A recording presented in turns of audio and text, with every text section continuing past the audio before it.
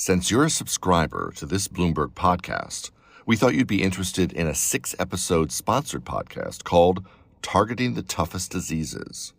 Produced by Vertex Pharmaceuticals and Bloomberg Media Studios, it explores the innovative tools, methods, and unique philosophy Vertex Pharmaceuticals is using to search for treatments for some of humanity's most challenging diseases. Here's a recent episode. That's Damian Sanchez, or if you are a jazz fan living in Miami, Damian J. Well, I play all types of music, but yes, my passion lies in the jazz genre. The history of jazz inspires me to create. I get very passionate about talking about the history of jazz from its very beginnings until today. His passion started when he was 12 years old. I saw a picture in a magazine that changed my life when I was that young. It was a picture of a young man who was holding every single woodwind because he could play them all. And so I wanted to be like that kid. Damian started with the oboe, then the flute, the alto sax, the clarinet, and even the bassoon. I also play guitar, I also play piano, and I also play various percussion instruments, mainly Latin percussion stuff because it's part of my project to perform Latin jazz. But on a day that should have been a musical celebration, Damian's life took a terrible turn. Hi, I'm Jordan Gospore, a member of the University of Southern California's Center for Health Journalism. This is Targeting the Toughest Diseases, a podcast produced by Bloomberg Media Studios and Vertex Pharmaceuticals.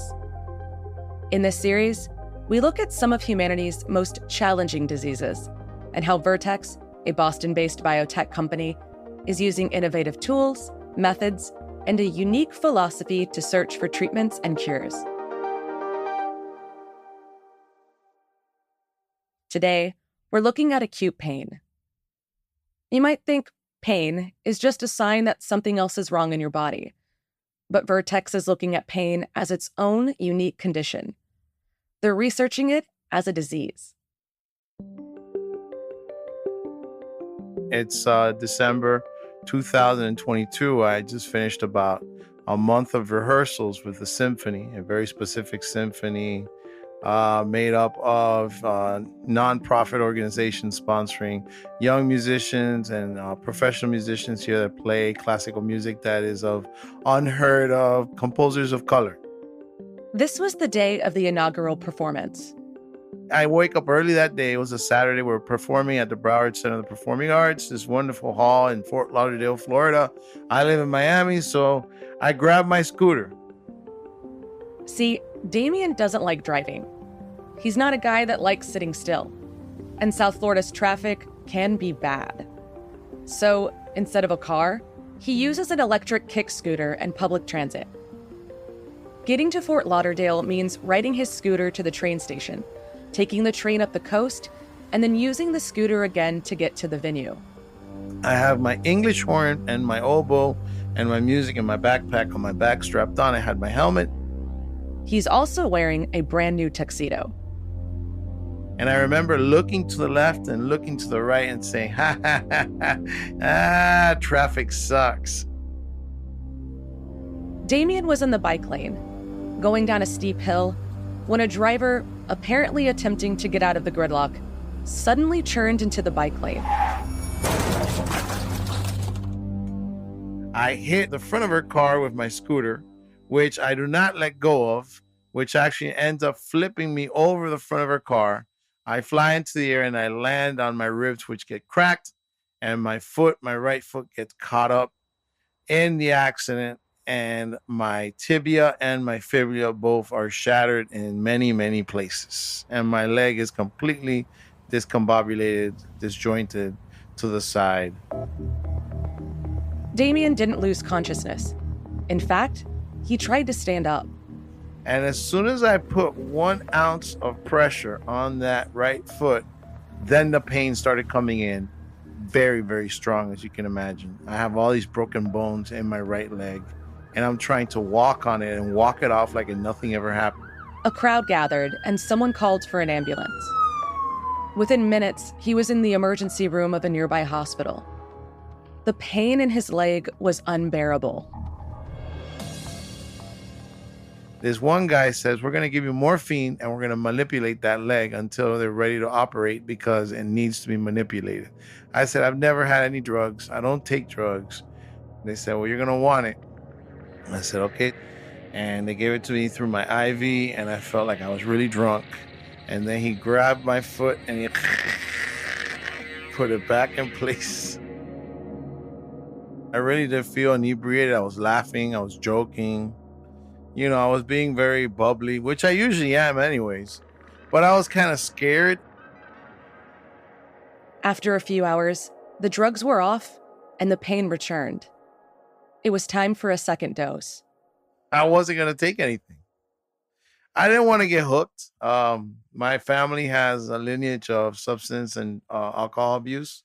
My brother fights it, and my uncles fought it. And I've always had that trauma in my brain. It's a horrible decision many patients face, choosing between pain and the risk of addiction. The doctors tried their best to persuade him. They were all about it. No, you sure? You sure you don't want to take nothing? Or what are you going to do? I'm just going to deal with it. And that's what many patients do when faced with acute pain. They just deal with it. I never took any pain medication, no matter how bad it hurt. But yeah, the first 3 months were hell, man. Pain isn't entirely a bad thing. It's actually an important warning system. It's our body's way of telling us something is wrong. Typically, you expect a broken limb to hurt a lot when you injure it. Gradually get better. It'll be achy for a few weeks, but as it heals, after 3 months, you would not expect someone to still have pain from that broken limb. Dr. Norman Buckley is the director of the Michael G. DeGroote National Pain Center in Hamilton, Canada. There certainly are settings where people continue to report pain. Then you have to consider what's the reason for that. He says doctors have used medicine to manage pain for centuries. Opium in the 1600s, ether and chloroform in the 1800s, then morphine and even heroin in the 1900s. More recently, NSAIDs have been used. Those are non-steroidal anti-inflammatory drugs. And of course, opioids, which can be effective, but bring tolerability concerns and carry the risk of addiction. Innovation in pain management has been slow, in part because pain is both common and complex. It affects individual people differently. Those differences might be influenced by gender, genetics, and age, as well as other factors. Pain represents exactly the kind of medical problem Vertex likes to target. There's a long history of research to build on, there's new technology available, or Vertex thinks they can develop it. There's a large unmet need, and Vertex thinks it may be possible to make an impact. We've picked a set of diseases: cystic fibrosis, type 1 diabetes, sickle cell disease, also pain. That's Dr. David Altschuler. He's the chief scientific officer at Vertex Pharmaceuticals. What he's really on is a quest for something innovative. He's in search of new ways to think about old problems. The real question in our mind is, can we succeed? Can we make a difference? Pain itself can be a disease. That's Dr. Paul Negulescu. He's leading Vertex's research in this area. So while pain is a symptom of diseases, many diseases, it can also be a disease in and of itself. Vertex has been working on that puzzle for decades. There are tens of millions of people in the U.S. that get pain experiences every year, either acute or chronic pain. One thing that really interested me is, why does it seem like some people are more sensitive to pain than others? It's a very subjective thing, pain, and it's actually, we don't understand what makes different people sensitive or not to pain. I would say, though, that there are outliers. I mean, there are definitely some people that are way off the charts in terms of their ability to detect pain or not. Would you be able to break down for me a little bit further into what exactly is pain? It's a really good question. So pain is an unpleasant sensation. It's something that you experience, and so therefore it is something that has been processed by your brain. And depending on your state of mind, literally, that affects your ability to sense pain. So it's a complicated process by which we perceive pain. Now, the way that we're trying to approach it, which is to kind of take it out of the brain part, because we know it starts in the periphery in most cases. It's due to an injury or a surgery or damage to a nerve that's outside the brain. So that part of the body is sending signals to the brain. It hurts, it hurts. And then you're processing those signals, and depending on whether you're awake, asleep, distracted, you feel different levels of pain. Our goal is to try to cut it off so it never really gets to the brain. Opioids work at the level of the central nervous system. They actually suppress the inputs that are coming into the brain. And so we're trying to work from the outside of the brain to reduce the pain signals into it. That's the unique aspect of Vertex's approach, to research innovative approaches based on the underlying mechanism of the disease. The way we're approaching pain is by targeting these proteins that have been identified through human genetics as playing a key role in the transmission of pain signals in the pain-sensing neurons.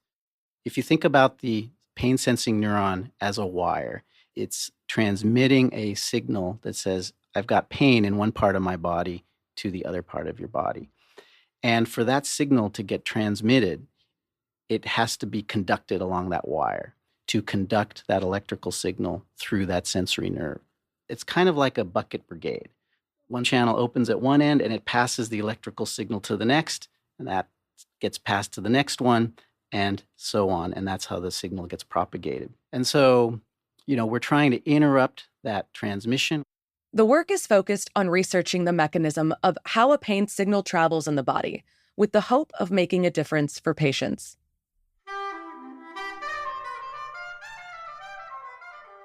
It's been 2 years since Damian's accident, and other than walking with a slight limp, he's moved on with his life. He doesn't dwell on those pain-filled months after his surgery. In fact, he says he really doesn't remember most of it. You tend to block out memories that you don't want. You really do. They're painful. So I think that's why I don't remember more about that time in the hospital. What he does remember is that when the pain was so bad, it made it difficult to even stand up. He never lost his passion. I don't want to give up on music. I don't want to give up on my music. As long as I'm close to the music and keep playing music, I'm very happy. So that's what I want to know. I want to be at peace.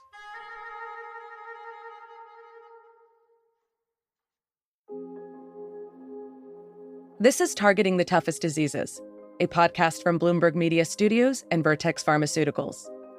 If you like what you hear, subscribe and leave us a review. I'm Jordan Gospore. Thanks for listening.